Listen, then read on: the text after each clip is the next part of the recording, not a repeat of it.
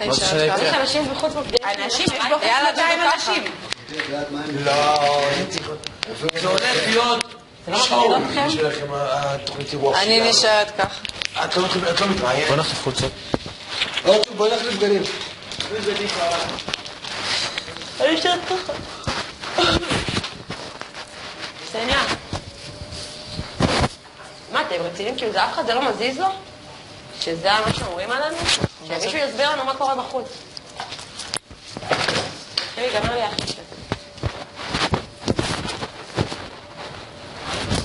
זה נראה לכם הגיוני?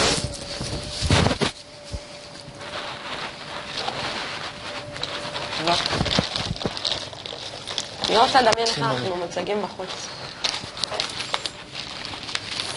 אחרי תצאת שלא יזרקו עלינו, פתאום יזרקו עלינו עגבניות ברחוב.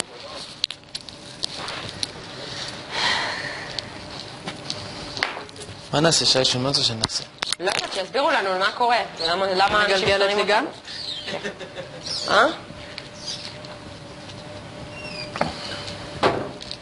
כי אחרת אין הסבר לזה שבן אדם יוצא לי פה על אלימות ובאים לצעוק לנו תתביישו. אני לא מבינה איך זה קורה.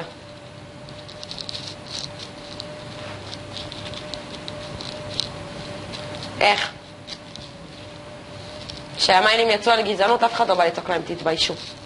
למי שנשאר בבית. בטעוניה, תתביישי.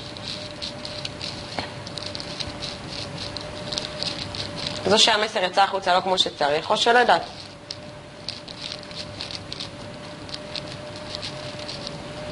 אם נתנו להם לצאת ולהגיד שהם יצאו כי יש פה חרם, זה עצוב מאוד.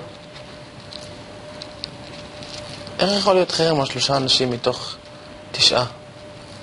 איך יכול להיות שבן אדם הולך הביתה על אלימות ויש פה הפגנות נגדנו? אנשים ראו מה הוא עשה? כנראה שלא. אז על מי הם שומרים? עלינו לא?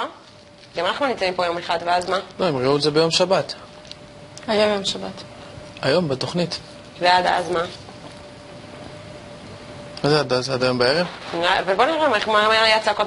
אם זה עוד לפני התוכנית, אני רוצה לדמיין מה יהיה פה מחר. אנשים יזרקו לפה דברים? יש לי הרגשה שהם הולכים לצאת במציאות מראה בחוץ, הם הולכים לקטול אותנו פה זבובים בחוץ, וכאילו חבורה של... זה בנים, זה סוף השני. בחיים לא היה כמות כזאת.